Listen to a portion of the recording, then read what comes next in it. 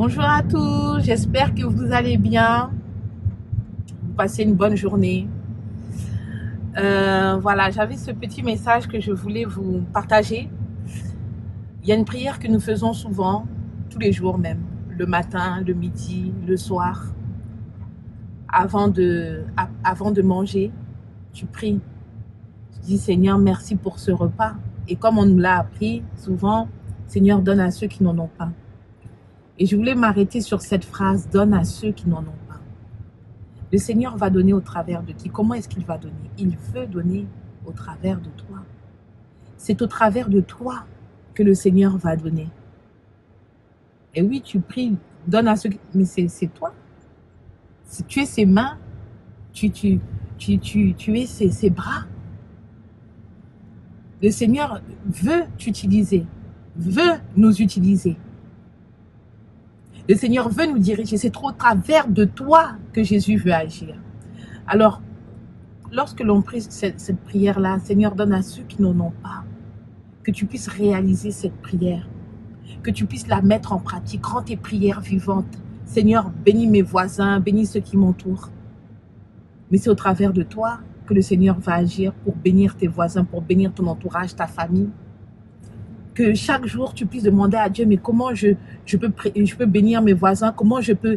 C'est comme ça que tu répands sa parole, c'est comme ça que tu répands son amour. Et pour revenir à cette prière, donne à ceux qui n'en ont pas. Tu peux préparer par exemple, un sac, un petit sac avec des denrées non périssables. Tu peux préparer un sac par exemple avec des crackers, du jus, de l'eau, des petites bouteilles d'eau s'il fait chaud.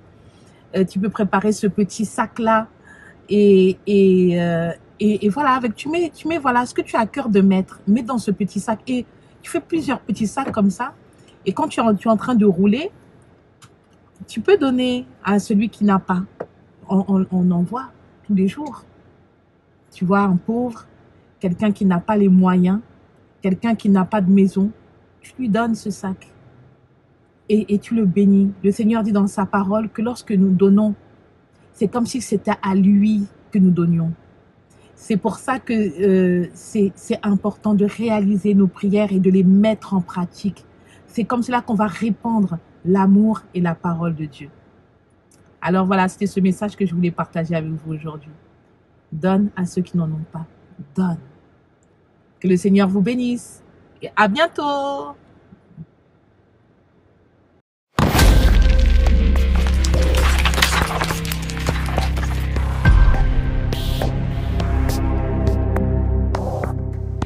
Bonjour chers amis téléspectateurs, c'est avec une grande joie que nous avons passé ce moment-là, nous avons parlé de l'évangile avec notre invité spécial pour la deuxième fois, le pasteur Jean-Luc Marius. C'est vraiment exceptionnel. Pourquoi Jean-Luc Marius m'intéresse? Parce que, à part le fait qu'il soit pasteur, monsieur qui a conduit camion, il est camionneur. Alors mon frère Marius, tu peux me dire un petit mot à tous les téléspectateurs de Télé Anti? Parlez pas créole, on va dire un petit mot en créole. Oui, ben, je dis bonjour tout le monde Martinique, tout le monde Guadeloupe, tout le monde Guyane, tout le monde La Réunion. Alors je salue toute la France entière, hein, tous ceux qui regardent Télé Anti. Et puis, je suis très heureux. Là, je ne suis pas à la maison, je suis en déplacement parce que je suis routier. Là, je me trouve dans le 80, c'est-à-dire dans la Somme, un peu au nord de Creil, au nord de Paris, sur la 1 pour aller vers Lille. Voilà, je suis routier. Alors aujourd'hui, je suis dans mon camion. Voilà, tu es dans ton camion. Voilà, mais est-ce que tu peux nous présenter un peu ton camion? Oui. Comme ça, nous qu'à passer aux choses sérieuses. Montre-nous d'abord ton... Tu as un frigo à l'intérieur. Un frigo. Oui, alors je vais montrer tout ça. Voilà. On va voir, il a un frigo. Déjà, j'ai 2 lits. Un lit en haut et un lit en bas. Ah bon? Ah, c'est là où les camionneurs font rentrer les madames, quoi. Voilà, et là, j'ai mon frigo ici.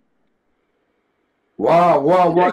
J'habite en bas. Là, il y a un Non, placard. je l'ai mis. Marius. Là, il y a un placard. Là, il y a des placards, là.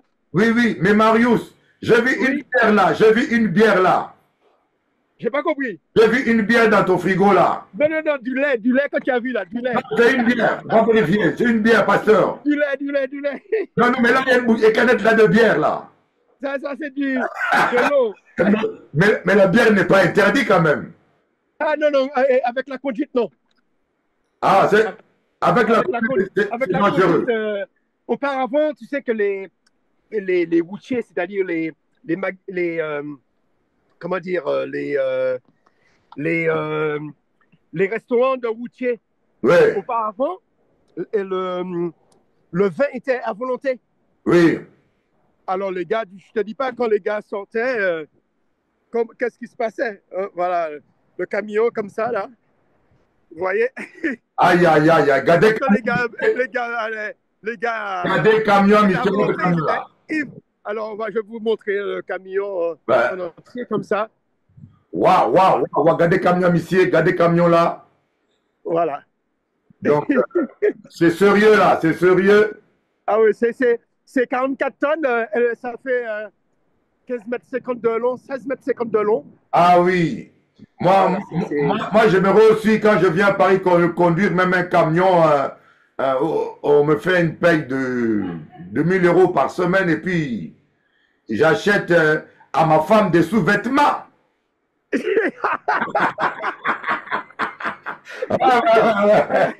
Ah, C'est pas celle sous-vêtements qu'elle a acheté, là. parce que quand j'ai dit que j'aimerais aussi conduire le camion quand je viens là-bas, elle s'est mise à rire. Alors pour la piquer, j'ai dit, pour l'acheter des sous-vêtements. Ah là là. Voilà. Alors tu peux mettre, voilà, donc nous allons parler un peu de jeu de mus parce que moi j'apprécie, parce que je dis bien, moi je ne juge pas les gens par rapport aux dons spirituels, par rapport à la renommée. Non, je juge les gens par rapport à leur cœur. L'homme regarde à ce qui est frappant, mais Dieu regarde au cœur. Et je sais que Jelemus a vraiment une vraie passion du Christ. Tu peux te mettre un peu plus haut. Voilà. Et voilà. Jelemus a vraiment une vraie passion. Non, tu es trop bas. Dieu comme ça? Donc monte en haut, ta tête monte un peu en haut. Ça dit que baisse un peu la caméra. Voilà. Donc Jelemus a vraiment la passion du Christ. Voilà, mon frère Jelemus, est-ce que tu aimes ton métier? Ah oui. Alors bon, on fait Jelemus ou bien on fait Jean-Luc Aubin? Jean-Luc, oui. Marius. Ah, Marius. Alors, oui. Oui, c'est ce métier que j'aime. Hein. Bon, c'est vrai, ça demande des sacrifices parce que je pars en général toute la semaine. Je pars donc, tu fais. Attends. Ou pas qu'à faire l'amour toute la semaine. Mais non, parce que j'ai le week-end pour me rattraper. Ah, mais je comprends pourquoi est-ce que certains camionneurs qui ne connaissent pas Dieu sortent avec des femmes dans la rue. Oui, c'est vrai. Parce qu'il y a certains qui partent plus d'une semaine et il y a certains qui partent pendant plusieurs mois. Oui, il y en a même qui font des, comme dit, pardonnez-moi les mots, c'est pas une grossièreté, mais c'est un mot que Jean-François m'a appris, batte douce. Batte douce. Comment dire ça? Batte douche. Non, mais parce que les gens partent pendant plusieurs. Il y a certaines personnes qui quittent qui pratiquement ils vont une fois par année dans leur pays parce qu'il n'y a pas que les Français, il y a tous les pays étrangers qui roulent en France. Wow. Il y a des gens qui partent depuis la Roumanie, ils vont jusqu'en Angleterre. Voilà. Moi, je ne vais pas trop. Bon, je vais assez loin, mais moi, je suis plutôt dans l'est de la France. Oui. Je fais la région, le nord de la région parisienne et l'est de la France. Je vais des fois en Belgique, des fois en Allemagne et comme ça s'appelle, au Luxembourg. Bon, voilà. Ben, dis-moi, tu roules à peu près combien de minutes, combien d'heures par heure? Je travaille, aujourd'hui j'ai une journée de 15 heures. 15 heures? J'ai commencé à 5 heures du matin et je me suis arrêté à 20 heures. Tu as conduit pendant 15 heures? Pas que conduire. J'ai conduit, aller chez des clients. J'ai conduit pendant 10 heures. Ben. 10 heures plus les temps de pause, les temps 45 minutes juste de pause pour pouvoir manger, etc. Tu fais... C'est des heures que tu attends, des heures que tu Oui, charges, mais... des heures que tu Ah, recharges. quand tu dis tu charges, donc tu fais la manutention aussi. Pas forcément moi, c'est les gens qui me chargent. On Ah, charge le camion, voilà. ouais. Ah, Mais ah, ça peut arriver que je donne un coup de main pour pouvoir charger, ça peut arriver. ouais. Mais c'est un travail costaud, là. Ah oui, c'est un travail costaud. Hein. Hein? C'est un Ah, travail, il faut être patient. ouais. Donc, le week-end, tu es à la maison. Oui, j'entre le vendredi soir, Oui, en général. mais aujourd'hui, mais tu peux facilement aussi diriger les cellules par Zoom, tu peux diriger les prières par WhatsApp, tu peux suivre Exactement. les chrétiens par WhatsApp aussi. Aujourd'hui, les réseaux sont partout, hein. Et il faut qu'on en profite parce que le Christ, il dit que ce ne sera plus à Jérusalem, ni sur le mont Garizim à Samarie, mais ce sera en esprit, en vérité. Ça veut Ouais, dire qu'on n'est pas obligé d'être dans une salle. ouais. Le temple de Dieu, eh bien, il est partout. C'est partout que son nom est évoqué, il est présent. Ah, Voilà, il est présent. Et c'est ça le véritable tabernacle. Le tabernacle, ça veut dire la demeure. la demeure, oui. Et en hébreu, c'est la Mishnah, qui veut dire Mishnah. demeurer. Qui veut dire que non seulement c'est une maison, mais ça signifie aussi la présence de Dieu, la Mishnah. La Mishnah. La Toi, tu aimes l'hébreu, toi. Tu es fasciné par l'hébreu. Mais oui, j'ai une chanson qui va sortir bientôt qui vient de ce mot-là. Abadia. Mishnah, qui est la Shekinah. Shekinah. La Shekinah, c'est la présence de Dieu. Oui, mais Et c'est quand la nuée se levait, eh bien, le peuple suivait la nuée. Et on a besoin de cette présence de Dieu alléluia. pour changer nos vies et pour diriger nos vies. Ah, Quand Dieu dit maintenant c'est pause. Korababa, Shikababa. Maintenant on marche. Amen. On marche 3 jours, on marche 3 jours. Amen. Maintenant on se pose. Et on a besoin de ça. On a besoin de guider par la lumière de Dieu. Soit par sa nuée, soit par sa lumière, pour savoir les temps. Parce qu'il y a des temps qui est important qu'on se repose. Des fois, on est dans l'activisme. On dit c'est pour Dieu, c'est pour Dieu. Oui. Et tu es en train de t'épuiser. Ouais. Et tandis que Dieu, il faisait marcher le peuple 3 jours. Et après, ils se reposaient peut-être 1 mois, 2 mois. Ouais. Il veut dire qu'il faut qu'on observe les temps de pause. Et c'est dans les temps de pause que tu te renouvelles. Oui. C'est pas quand tu es toujours actif. Non, on a besoin de connaître les temps de pause aussi. Et les temps de silence. Oui. Les temps de silence. Parce que Dieu n'est pas toujours dans le bruit. Hein. Alléluia. Il n'est pas toujours dans le vacarme. On a besoin aussi des temps de silence. Ouais. Alors, pour ça, ça demande qu'on puisse s'habituer parce qu'on est tellement habitué à parler, on est tellement habitué à avoir de la musique, etc. Mais des fois, le silence, ça renouvelle aussi. Ah oui. Mais alors dis-moi, qu'est-ce que tu penses du comportement de l'armée d'Israël en Palestine actuellement? Parce que moi, je t'avouerai que je suis vraiment déçu. Je suis vraiment déçu. Je suis écœuré même de voir ce que ces gens-là font. Heureusement, je pense que ce n'est pas tous les juifs du monde qui sont d'accord avec ça. C'est la politique d'un homme Netanyahou. Ce n'est pas Israël totalement parce qu'il y a des Israéliens qui s'opposent à ça. Mais ça fait mal. Qu'est-ce que toi tu penses? C'est très compliqué parce que nous, on est en Occident. Mais il faut se mettre à la place des Israélites qui ont subi le choc du 7 septembre, c'est ça? 7 septembre. Il faut se mettre à leur place. Parce que pour nous occidentaux, c'est vrai que on va voir les choses d'une manière, mais il faut essayer de voir que ces gens-là, ils vivent avec des terroristes au milieu d'eux. Ouais. Et ce qui est grave, parce que le Hamas, qu'est-ce qu'ils font? Ils savent très bien que Israël, c'est une puissance occidentale. ils savent très bien qu'Israël doit respecter des règles des droits de l'homme. Humanitaire, oui. Ils savent qu'ils doivent respecter les règles des droits de l'homme. Ouais. Mais le Hamas, eux, ils n'ont aucune obligation de respecter les droits de l'homme. Ouais. Qui veut dire qu'Israël, sa faiblesse, c'est le fait d'être une démocratie. Une démocratie, oui. Face à des gens qui ne sont pas des démocraties. Alors c'est ça, il y a des lois pour les démocraties. Mais on peut obliger Israël à respecter certaines lois, mais on ne peut pas obliger Oui, aux terroristes à respecter certaines mais lois. mon frère Marius, il y a eu à peine 300 ou 400 morts en Israël. Et Hamas, c'est maintenant 45 000, on va vers 80 000. Même les Russes ne font pas autant. C'est là où je dis quand même, on critique Poutine, je suis désolé, mais c'est pas méchant. On critique Poutine, mais lui, lui au moins, il est civilisé, quoi. Il fait quelques morts.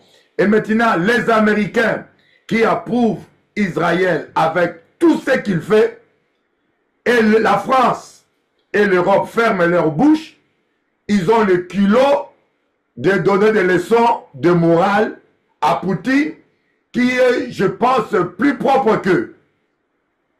Bon, j'ai pas le même avis sur Poutine. Hein. Ouais. J'ai pas le même avis parce que je pense que... oui, mais on est là pour se contredire. Marius, on est là aussi pour se contredire.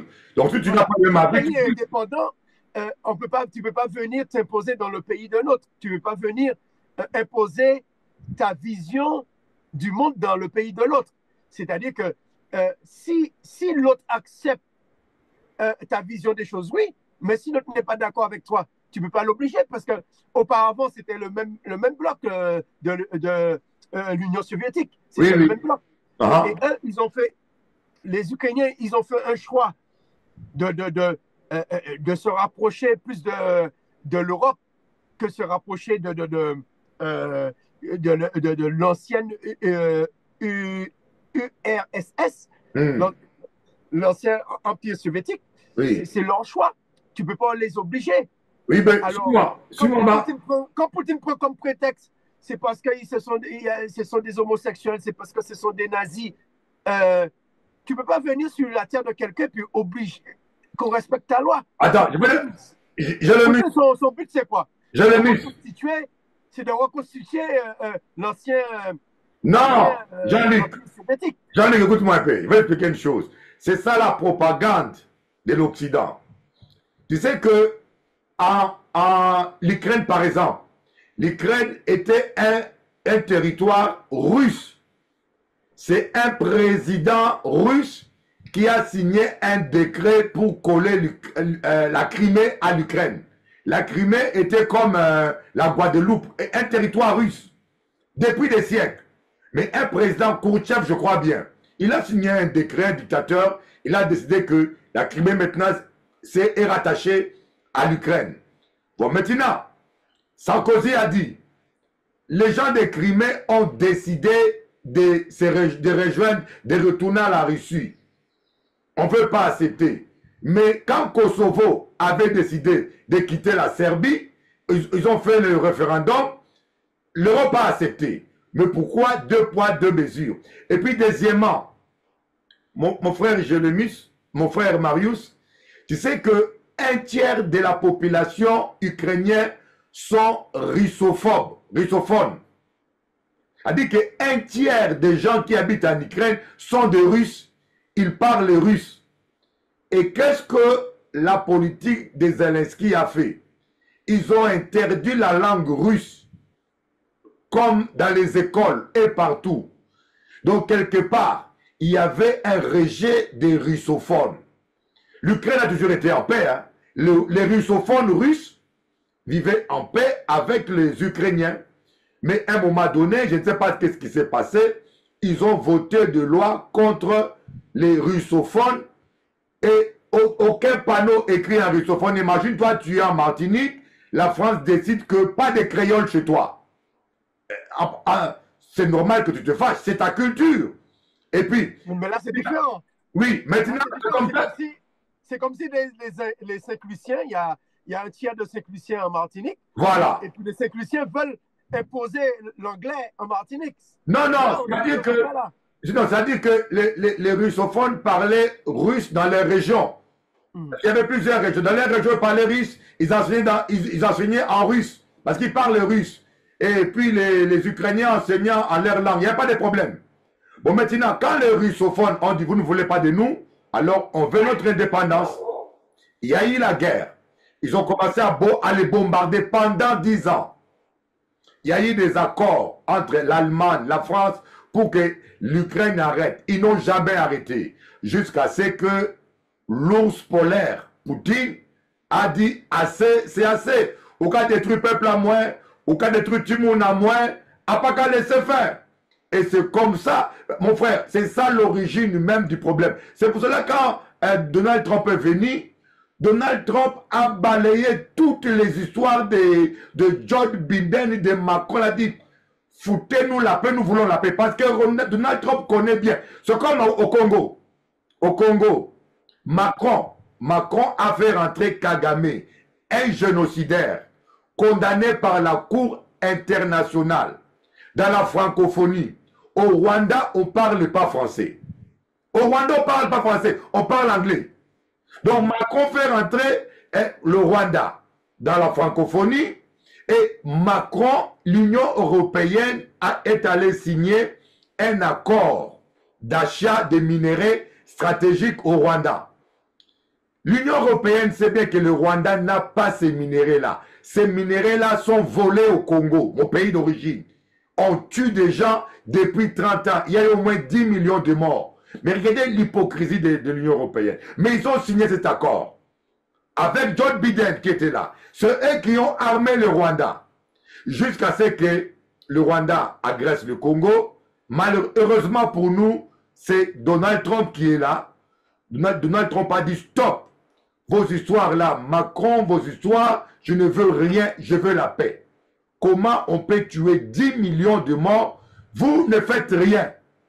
Mais c'est maintenant, le président Félix a fait un accord avec Trump pour que l'Amérique ait accès exclusif aux minéraux congolais, puis l'Europe.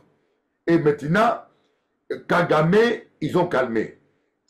Donc, la politique de ce monde, il y a ce qu'on nous dit, et ce que moi, qui m'a déçu un peu.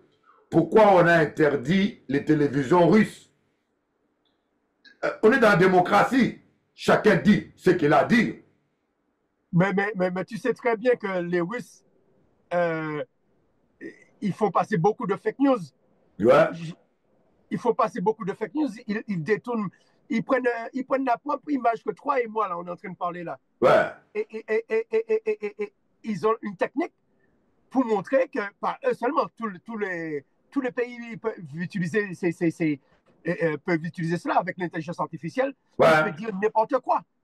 Et maintenant, dis-moi, Jean-Luc, qu'est-ce que Jésus, maintenant, toi étant que pasteur, qu'est-ce que tu dis aux chrétiens qui sont face à ces guerres-là, un chrétien congolais, un chrétien palestinien, parce que les Palestiniens aussi il y a des chrétiens palestiniens, tu vas leur dire, alléluia, bombardez-nous, dites gloire à Dieu. Qu'est-ce que tu leur dis aux chrétiens ukrainiens aussi? En Ukraine, il y a des chrétiens aussi qui meurent. Il y a aussi des chrétiens russes. Qu'est-ce que tu leur dis comme message? Déjà, les Ukrainiens, le meilleur exemple, les Ukrainiens et les Russes, ce sont des chrétiens. Ah oui. Et ils sont de la même obédience. Ah. Ce sont des chrétiens orthodoxes. Voilà. Alors, déjà, est-ce que tu penses que comment dire, le responsable en Ukraine, en Russie, il peut aller à l'encontre de la politique de Poutine? Non. Parce que Poutine, qu'on le veuille ou pas, c'est un dictateur. Ouais. Poutine, si tu n'es pas d'accord avec lui, il te fait tuer. Et l'autre là qui a aidé et qui a monté Wagner. Attends, je suis sûr qu'il n'est pas. Attends, je finis. Il n'est pas. Il a tué. Oui, il n'a pas tué. Il a dit qu'il a fait une enquête. Il a dit qu'il a fait une enquête. On l'a enlevé, on a brûlé son avion et là, on le torture bien comme il faut. Il n'est pas mort. Non, mais Poutine, pour montrer son côté malsain, Ouais. il a dit qu'il va faire une enquête. Ah, C'est une manière pour éteindre l'histoire. Il va faire une enquête pour savoir qu'est-ce qui s'est passé. Hein? mais attends. Il ne s'est pas rendu à long terme, il sait pourquoi. Tous les gens qui sont autour de Poutine, qui ne sont pas d'accord avec lui, ils disparaissent. Mais tu sais,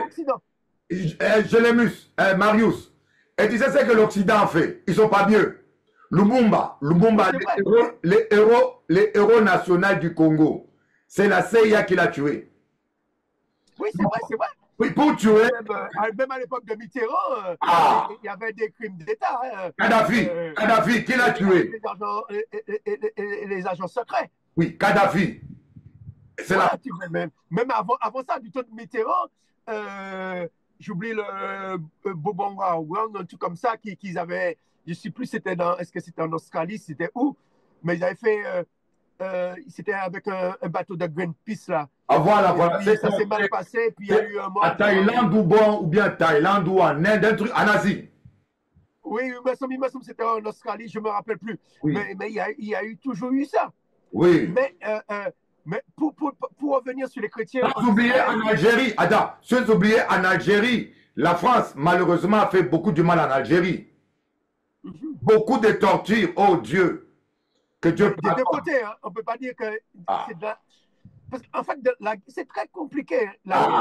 Personne n'est propre pour faire la morale à quiconque. Les hommes sont tous mauvais et méchants. Les hommes sont cruels. L'être humain sans Dieu, il est un vrai diable. Voilà pourquoi, moi, ce que j'ai dit, chrétiens, Jésus revient bientôt, préparons-nous, alléluia, parce que les êtres humains me dégoûtent. Tu as vu comment Kadhafi est mort, hein? Mais pour revenir sur Israël oui. et la Palestine, c'est très compliqué d'être dans un conflit de guerre. C'est compliqué parce que tu as des règles. Parce que quand tu fais partie comment dire, des États, comment dire, les États voyous. Non, pas États démocratiques. Non, l'Union des États, comment ça s'appelle? Arabes. Et puis j'oublie le nom. C'est-à-dire quand tu fais partie j'oublie le nom, mais c'est-à-dire que les États qui sont reconnus par l'ONU. Ouais, quand tu fais partie de l'ONU, voilà, tu as des règles à respecter. Ouais. Mais les groupes qui ne font pas partie de l'ONU, ils n'ont aucune règle. Oui, mais moi je pense, tu sais, Israël a le droit de se défendre, mais ils sont allés trop loin. Ils sont allés trop loin. Il y a un moment donné, on dit stop. Non. Oui, mais la question que je me pose. Et puis, sur moi, Marius, même avant la guerre, tu sais que ça fait plus de 50 ans, je ne sais pas plus, que la bande de Gaza est une prison à ciel ouvert. Ils n'ont pas droit de sortir ni de voyager. Tu es né palestinien à Gaza. Tu es prisonnier de ces grands territoires. Tu ne peux ni sortir pour étudier, ni faire tourisme. Mais pourquoi à ce point-là? D'accord, vous pouvez faire blocus contre les armes, comme ils veulent se armer, filtrer les entrées. Mais empêcher tout un peuple, les prendre comme des prisonniers pendant des années, personne ne dit rien. Mais ces gens-là, quand ils sont désespérés, ils font ce qu'ils ont fait là. Je n'approuve pas, mais attends, c'est un acte de désespoir. Imagine-toi des gens qui naissent des années, ils sont en prison. C'est comme si on dit que tu es en Martinique, tu n'as pas le droit de voyager, ni de visiter, tu restes prisonnier de la Martinique. Toute ta vie. Mais la question que je me pose, je me mets à la place du Hamas. Est-ce que ça vaut le coup? Parce que je ne sais plus combien d'otages qui restent. Ouais. Est-ce que ça vaut le coup? Et puisqu'il y a des otages qui sont morts, est-ce que ça vaut le coup de garder les otages et laisser des milliers de personnes mourir? Oui, tu sais, je ne suis pas d'accord avec... J'ai pitié pour ces otages qui n'ont rien fait de mal. Parce que eux, en général, ils n'ont rien fait, ils n'ont rien à voir. S'ils rendent les otages, la guerre s'arrête. Non, mais les vrais problèmes, tu sais, les vrais problèmes, crois-moi, il y aura un moment donné, tu sais, c'est que Martin Luther a dit. Hein, les hommes ont appris à marcher dans la lune. Les hommes ont appris à voler dans les airs comme des oiseaux. Les hommes ont appris à nager dans l'eau comme les poissons des sous-marins. Mais on n'a pas appris à marcher dans l'amour sur la terre. Il dit, si nous apprenons pas à nous aimer, nous allons nous entretuer comme des idiots. Là où va le monde aujourd'hui, la Chine a la bombe, la Russie a la bombe. La Chine maintenant veut récupérer Thaïlande, pas Thaïlande, mais Taïwan. Les États-Unis ne veulent pas. Donc, on va tout droit vers la grillade atomique. Bien sûr, heureusement que Jésus va enlever son enfant chéri Bishop Eli avant ce bombe-là. Je ne sais pas si toi tu vas rester avec ton camion ou pas, mais moi c'est... Non, mais en général, la bombe atomique, elle est faite pour ne pas être utilisée. Ouais. Elle est faite pour dissuader. Ouais. C'est-à-dire quand tu sais que l'autre a une arme puissante, l'autre peut te détruire, alors tu évites de l'attaquer. Si la France n'avait pas l'arme atomique, la France serait déjà attaquée. Ouais. Mais c'est parce qu'ils ont là. Pourquoi la guerre continue en Ukraine? C'est parce que la Russie a l'arme atomique. Si la Russie n'avait pas l'arme atomique, cette guerre serait déjà arrêtée. Ouais. Si l'Ukraine avait l'arme atomique, la Russie ne l'aurait pas attaqué. Voilà. Parce que c'est une arme de voilà. Maintenant, tous les pays qui veulent avoir l'arme atomique pour ne pas être agressés, est-ce qu'ils ont tort? Ça dépend dans quelle main que ça tombe. Si ça tombe entre les mains des terroristes, imagine l'Iran. Si l'Iran a ça, eh ben les djihadistes, ce sera du pain béni pour eux. Ouais. Donc, on vit dans un monde... Mais d'après toi, qui es pasteur eschatologiste aussi, est-ce qu'il y aura une troisième guerre mondiale avant l'enlèvement de l'Église? Guerre mondiale, je ne sais pas. Je ne sais pas s'il y aura une guerre mondiale. Parce que moi, je ne pense pas que Dieu va laisser Jelemus être brûlé par ces bombes-là. Je ne sais pas s'il y aura une troisième guerre mondiale, mais ça peut arriver.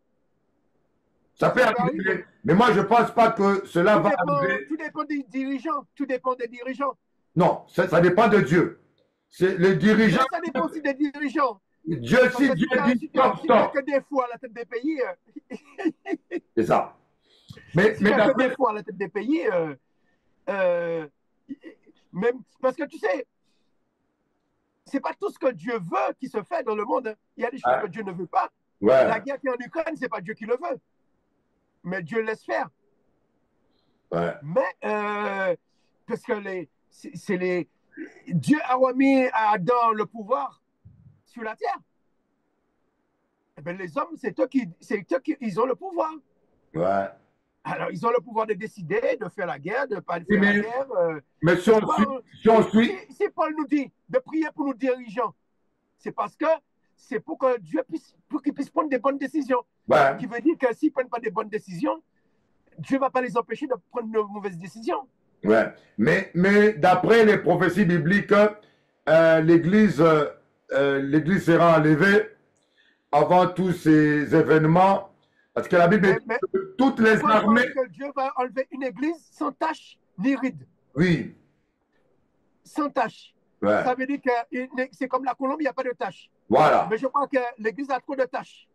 Le Seigneur va enlever une église avec toutes les taches. Oui, bah voilà. L'église que Dieu va enlever, suis-moi. Il y a tous les chrétiens, il va enlever ceux qui sont sans tache. C'est pour cela qu'on dit, deux qui dormiront au lit, un va rester, un va partir. Donc, c'est pour cela, Jésus dit, je viens comme un voleur, à l'heure où vous ne vous attendez pas. C'est pour cela que je dis toujours aux chrétiens, vivez dans la sainteté. Il y a des gens qui disent, ah, j'ai le temps. Jésus a dit, ça serait comme au jour de Noé. Les gens s'est mariés leurs enfants, et puis jusqu'à ce que le déluge les a surpris. C'est pareil qu'aujourd'hui, il y a beaucoup de chrétiens qui ne croient pas à l'enlèvement. Un chrétien qui dort avec l'amertume dans le cœur, un chrétien qui dort avec la jalousie dans le cœur, un chrétien qui dort avec la méchanceté, Et quand Jésus-Christ reviendra, il viendra prendre une épouse. L'épouse de Christ, c'est l'ensemble des chrétiens qui seront à l'instant T dans la sainteté. Et bien sûr, aucun être humain peut être dans la sainteté par ses œuvres. On pêche tous d'une manière ou d'une autre. Il y a un mot qu'on emploie mal, le mot sainteté, je voudrais revenir dessus, Voilà. parce que c'est un mot que nous, les chrétiens, on confond le mot sainteté et puis la piété. Voilà. La sainteté n'est pas la piété. Ouais. La sainteté, c'est la mise à part. Voilà. La sainteté, quand il dit sans tâche, ça veut dire que c'est mise à part. Ça veut dire que la sainteté, c'est une église qui ne mélange pas Dieu et Mammon, il ne mélange pas Dieu avec les dieux païens. Voilà. Et dans les traditions chrétiennes d'aujourd'hui, le calendrier chrétien, c'est un calendrier païen. Le calendrier chrétien n'est pas un calendrier biblique. On mélange la naissance du Christ avec le Dieu de Noël. Ouais. On mélange comment dire, la Pâque du Christ avec la Pâque des trucs païens. On mélange tout. C'est pas ça la sainteté. La sainteté, c'est la mise à part. Ça veut dire, je mets à part. Dieu, il sépare pour qu'on puisse voir là. Ça, c'est Dieu et ça, c'est le monde. Et voilà. Ce qui s'est passé, c'est-à-dire qu'on a mélangé, on a paganisé l'Église sous prétexte que Christ a tout accompli, comme si il n'est plus le Dieu des Juifs, il n'est plus le Dieu d'Isaac et de Jacob, hein, et d'Abraham, mais il est devenu le Dieu des païens.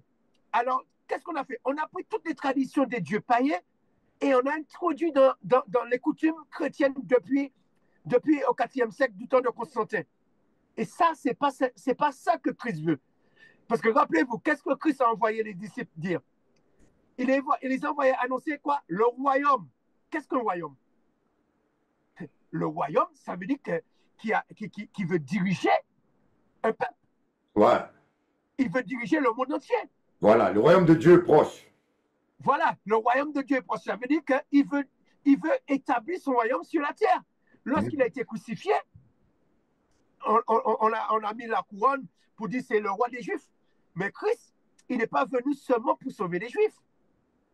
Il est venu pour sauver l'humanité. Ouais. Qui veut dire que le but de Christ, c'est d'établir son royaume dans toutes les nations. Ça ne veut pas dire que les nations ne vont plus exister. Mais il veut qu'au niveau de la mentalité, au niveau de la philosophie, qu'il y ait des hommes et des femmes dans toutes les nations, dans toutes les langues, oui, mais, qui ont une même vision du monde. Jean-Luc, les disciples croyaient que Jésus était venu pour établir le royaume à son époque. Il pensait au millénium. Il confondait les temps. Alors qu'il y aura le millénium où Jésus-Christ reviendra, il va accomplir la promesse de Dieu à David. Il va s'installer à Jérusalem. Il va établir son règne pendant 1000 ans à Jérusalem. Satan sera lié pendant 1000 ans. Toutes les nations viendront adorer à Jérusalem. Voyez? Et c'est mais aujourd'hui, ouais. mais aujourd'hui, le royaume de Dieu, normalement, doit être sur la terre. C'est-à-dire qu'au ciel et sur la terre. Parce que dans le Notre Père, qu'est-ce qu'il est dit? Que ton règne vienne, que ta volonté soit faite sur la terre comme au ciel. Ça veut dire que ce qui se passe au ciel puisse être sur la terre. Oui. Qu'est-ce qu'il dit à Pierre? Ce que tu vas lier sur la terre sera lié dans les cieux. Ce que tu vas délier sur la terre sera délié dans les cieux. Ouais. Christ, il règne sur son trône et au ciel. Son trône n'est pas à Jérusalem. Son trône est au ciel. Mais ceux qui sont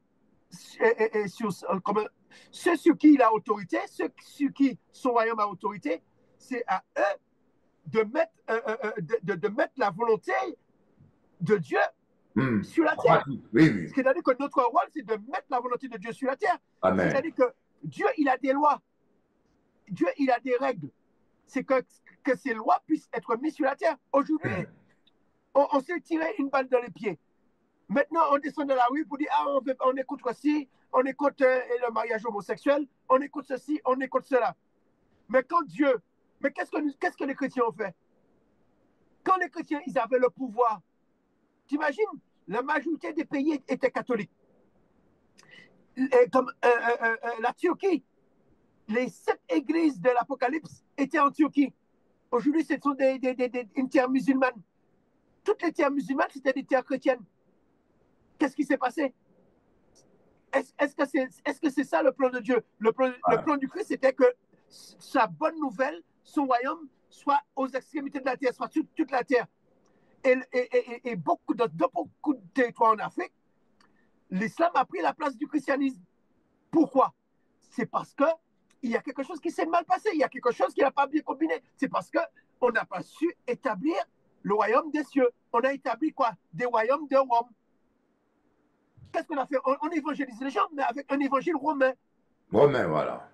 Et tandis que l'évangile ne vient pas de Rome, l'évangile vient de la Judée. Il a dit de commencer par la Judée. Mais si nous rejetons l'évangile des apôtres, comment on veut que le royaume de Dieu puisse s'établir dans le monde entier? Qu'est-ce qu'on a fait?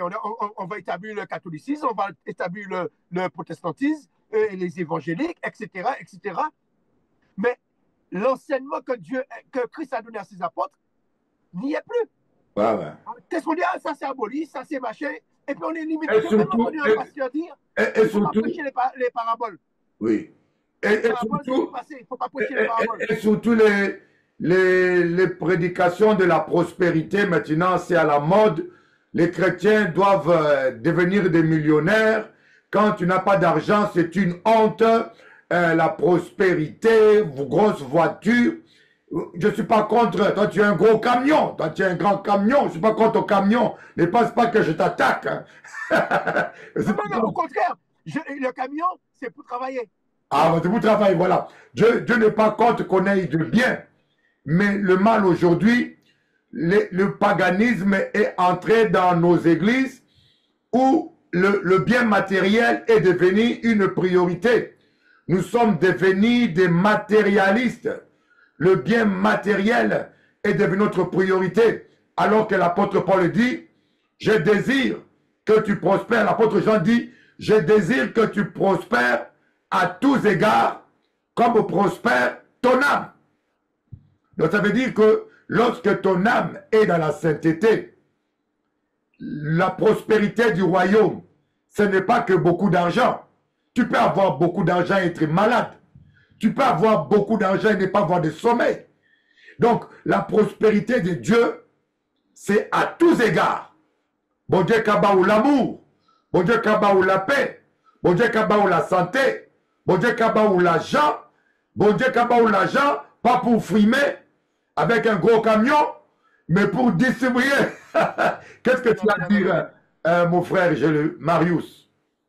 Amen. Mais ce que tu dis est important, parce que tu m'avais parlé on va le faire une autre fois, du bonheur, mais le mot bonheur en hébreu, c'est Asher.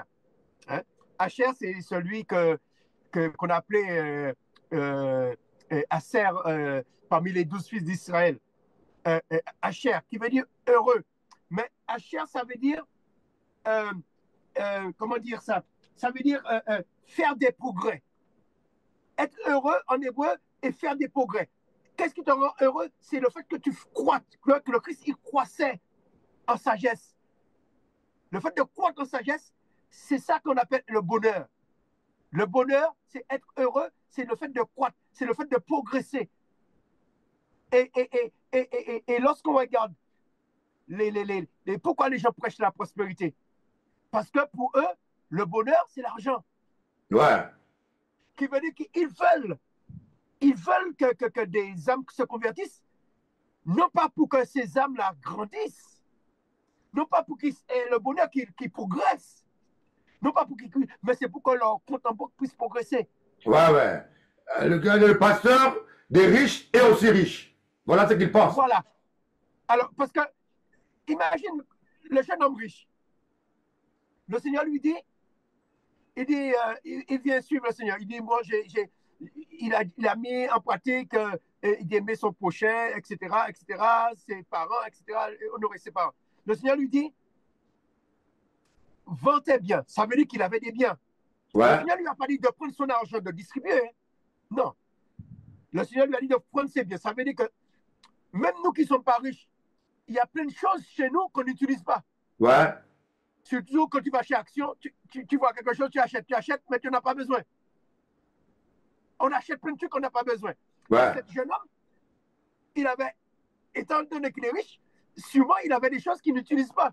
Mais tu achètes parce que tu ne sais jamais un jour ce que tu en auras besoin. Ouais. Et le Seigneur lui dit, vends tout ce que tu as, distribue-le aux pauvres. Parce que tout ce que tu as là, tous les biens que tu as, tu n'utilises pas. Parce qu'en fait, il allait rien perdre. Mais c'est juste le fait qu'on aime avoir, on veut, tu vois, il y a des gens qui aiment voir. Comme on dit chez nous, il y a des gens qui n'aiment pas jeter. Ah, J'aime stocker. La cupidité. Voilà. Tandis qu'il n'utilise pas, ça n'allait pas le rendre moins riche. Mais le Seigneur lui demande de se débarrasser des choses qu'il n'en a pas besoin. Le Seigneur ne savait pas dire qu'il écoute les riches.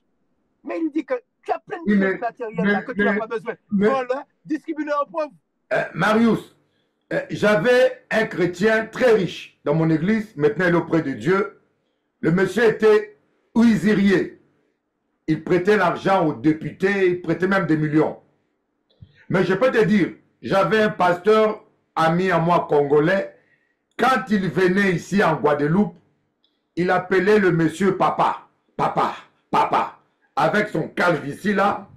Voyez, il n'allait voir personne que ce monsieur-là, parce que monsieur ni l'argent. Il faut voir l'attitude de tous ces charlatans pasteurs lorsque quelqu'un de riche va dans leur église, comment ils sont à genoux, comment ils le flattent, comment ils les traitent, comment, voilà, tu as un peu éclairé. Comment, voilà, tu peux ouvrir un peu, tu peux ouvrir, on va voir le paysage.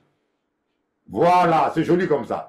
Comment ils les traitent, comment ils agissent, des flatteurs. Je dis, je suis désolé, c'est des flatteurs.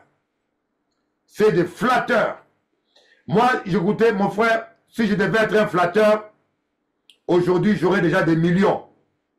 Voyez, si je devais être un flatteur, j'aurais déjà des millions. On m'a déjà construit des églises de plus de 500 000 euros. Je n'ai pas pris ça. Parce que j'ai dit la vérité à la personne, il s'est fâché. Voyez.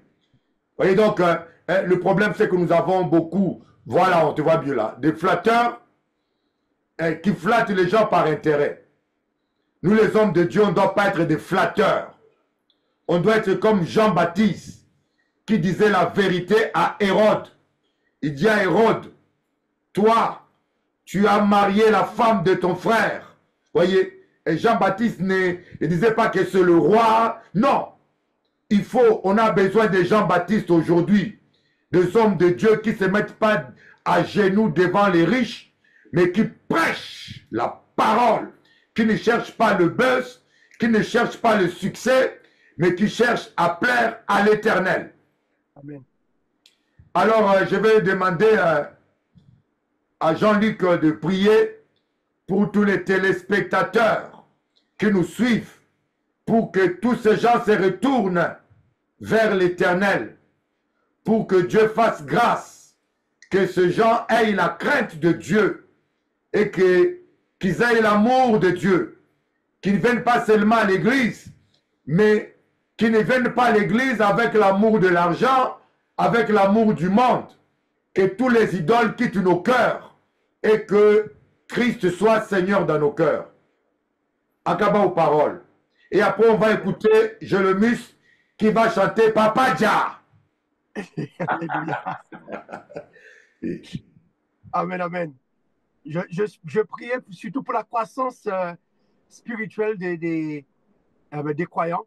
Oui. Parce que nous avons besoin de grandir en connaissance. Ouais. Parce qu'il est dit que ta parole est une lampe. Amen. À mes pieds et une lumière sur mes sentiers. Amen. C'est la parole qui nous éclaire. Oui. On a besoin que le Seigneur ouvre notre intelligence. Et ce n'est pas parce qu'on a le Saint-Esprit que tout ce qui nous vient à la pensée vient du Saint-Esprit. C'est ça. Beaucoup de choses qui nous viennent à la pensée, ça vient de notre éducation. Voilà. Si dans ton église, on t'a dit que les femmes ne doivent pas prêcher, pour toi, c'est le Saint-Esprit. Si dans ton église, on t'a dit que les femmes peuvent prêcher, pour toi, c'est le Saint-Esprit. Alors le Saint-Esprit veut pas dire de un, la femme peut prêcher, puis l'autre, la femme ne peut pas prêcher. C'est Tu ça. comprends? Hmm. Qui veut dire que c'est notre éducation. Alors, il y a plein de choses qu'on dit, c'est le Saint-Esprit. Le Saint-Esprit, il suffit d'avoir le Saint-Esprit, il suffit de demander au Saint-Esprit, il va t'éclairer. C'est pas vrai. Le Saint-Esprit va t'éclairer. Le Saint-Esprit, c'est un professeur. Un enfant de la maternelle, tu ne peux pas l'enseigner des choses qu'on enseigne en terminale parce qu'il ne va pas pouvoir comprendre. C'est ça. Et nous, les chrétiens, notre niveau de connaissance est tellement bas, il y a des choses que l'Esprit Saint ne peut pas nous enseigner. C'est ça. On a besoin de grandir. Comme on disait, le bonheur, c'est de grandir. Amen. Amen. On a besoin d'entrer dans la croissance spirituelle. Mais pour cela, il faut faire comme Jean-Baptiste a dit. Il a dit, il faut que je diminue et que lui, il croît. Alléluia. Qui veut dire que si nous voulons que la connaissance augmente, il faut que notre orgueil diminue. L'orgueil de notre connaissance, parce que ce qu'on nous a appris ça, on veut maintenir ce qu'on nous a appris. Je crois que plus qu'on va s'abaisser, plus que le Seigneur va augmenter notre connaissance. Alléluia. Et parce que sans la connaissance, on se fait piéger par l'ennemi. Ouais. Il dit, manque de connaissance, mon peuple périt. Souvent, on se pose des questions, pourquoi ceci, pourquoi cela? Par manque de connaissance. Ouais. Même tout ce qui se passe, les guerres qui se passent en ce moment, on se demande, parce que tu me poses la question, mais est-ce qu'il y aura une troisième guerre mondiale? D'autres se demandent, est-ce qu'il y aura un troisième temple? Est-ce qu'il y aura ceci? Est-ce qu'il y aura cela? Mais si on avait la connaissance, on pourrait répondre avec fermeté, ça non, ça oui. Comme ça, on sait que si ça doit arriver, si on a la connaissance, on sait que ça doit arriver, que ce soit quelque chose de terrible ou pas, mais on sait que ça doit se faire. On est obligé d'attendre que cela arrive, parce que si cela n'arrive pas, la fin n'arrivera pas aussi. C'est comme une femme qui accouche. Ouais. Quand la fin arrive, eh bien, les douleurs sont plus intenses. Les douleurs sont plus douloureuses. Alors, est-ce qu'elle peut se passer de la douleur? Non. Parce qu'il faut si elle n'a pas de douleur, c'est mauvais signe. Ça veut dire que l'enfant est mort-né. Si elle a des douleurs, c'est parce que l'enfant est vivant, l'enfant veut sortir. Qui veut dire que si on attend le retour du Seigneur, c'est comme une famille d'accouche. Plus que ça va avancer, il y aura des contractions, la terre va trembler, il y aura, il y aura des éruptions, il y aura des guerres, il y aura des bruits de guerre aussi. Quand on parlait de la dispersion, il y aura des bruits de guerre, des guerres qu'on pense, il y aura des guerres froides, mais que ça ne va jamais passer à l'acte. Mais qui veut dire qu'on a besoin que Dieu puisse nous faire croître. Amen. Que Dieu puisse nous faire croître. Et ma prière sera pour cela. Amen. Que le Saint-Esprit, que là où tu es, que tu saches que tu es le temple du Saint-Esprit. Et il est dit que nul ne viendra les enseigner. Mais c'est l'Esprit Saint qui viendra t'enseigner. Alléluia. Amen. C'est ça la nouvelle alliance. C'est que l'Esprit va venir t'enseigner. Et pour nous, les enseignants, il faut qu'on apprenne à donner des enseignements pour permettre au peuple de s'auto-alimenter. Hein? C'est-à-dire lui donner un enseignement de façon pour que, avec cet enseignement, que le Saint-Esprit puisse continuer à l'enseigner. À les enseigner. Non pas qu'on donne un enseignement et puis que c'est nous qui donnons la limite au Saint-Esprit. Il est dit de ne pas éteindre l'Esprit Saint. Amen. De ne pas l'éteindre. Alors, qui veut dire qu'on doit donner des enseignements pour nourrir le peuple et que le peuple, quand il lit sa Bible, par exemple, il se rappelle de ce que tu dis et que ça les enseigne. C'est pourquoi moi j'aime l'hébreu, parce que l'hébreu nous enseigne l'étymologie des mots. Et quand tu apprends un mot, par exemple le mot bonheur, eh bien, tu apprends que c'est la croissance. Amen. Qu'est-ce qui va te rendre heureux? C'est pas le compte en banque, mais c'est le fait d'apprendre quelque chose, ça te rend heureux. Amen. Pourquoi? Parce que c'est la croissance, tu grandis. Amen. Tout ce qui te permet de grandir, même au niveau sportif, le fait de faire ce qui te rend heureux, eh bien parce que tu tu as marqué un but parce que tu progresses. Amen. Chaque fois que tu progresses, c'est la progression qui va nous rendre heureux. Amen. Si on stagne, on ne sera pas heureux. Pourquoi dans les couples, on est malheureux? C'est parce que le couple stagne. Le couple, il y a la comment ça s'appelle? La Monotonie. monotonie. Et lorsque le couple progresse, le couple ne reste pas toujours, on ne fait pas toujours les mêmes choses, on avance, on apprend à connaître des nouvelles choses. C'est ça le bonheur.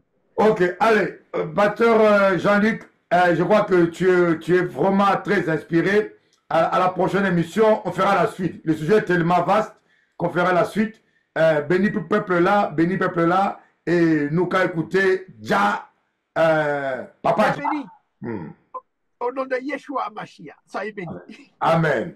Sois béni, on va écouter Papa Jah. Vous allez voir que le frère Jérémie, c'est un grand zouker à la gloire de Dieu. Et le prochain, c'est quoi comme chant? Le prochain, alors, c'est Shekinah. le nom d'artiste, Shekinah. J'ai écouté ça, c'est fort, hein? Lequel? Le prochain chant que tu vas... Shekinah, oui, c'est fort. On fera le clip et puis j'espère d'ici un mois, ça sortira. Ok, allez, sois béni, à bientôt.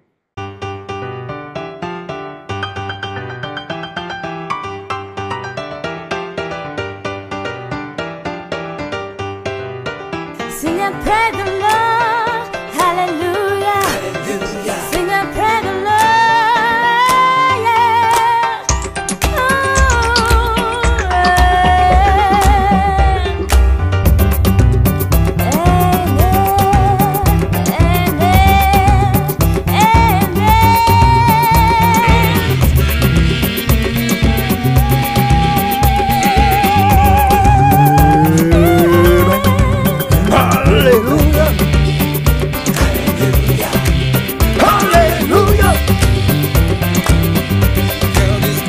God is good. Jesus Christ. Hallelujah, hallelujah, hallelujah, hallelujah, hallelujah. Amen, amen, amen. Hallelujah, hallelujah. Papa à dans ciel là, son papa, photo nous papa, pour venir à sous terre là. Ton papa, faites qu'on attend, c'est là, pas nous crèche chaque jour, manger l'argent, travail, pardonnez-nous papa, consacrez nous, pas nous force papa, assou, diabla, la vie arrête, bouchet, béret, pour nous pas mollir, balai, ennemi, plus grand puissance, plus grand président. La plus grande star, le number one, depuis toujours et pour toujours. L'ennemi conjoint, l'ennemi comme la journée après jour, 24 heures. C'est ça même, amen. C'est ça même, amen. C'est ça même, amen. C'est ça même, amen. C'est ça même, amen. C'est ça même, amen. C'est ça même, amen. C'est ça même, amen. Si nous pas pardonner, papa qu'a pardonné. Si nous pas pardonner, papa pas pardonner. Ça ou Cassime, c'est ça qu'elle comptait. C'est ça ou Cassime, c'est ça qu'elle comptait. Si on Cassime bien, ou qu'elle comptait bien.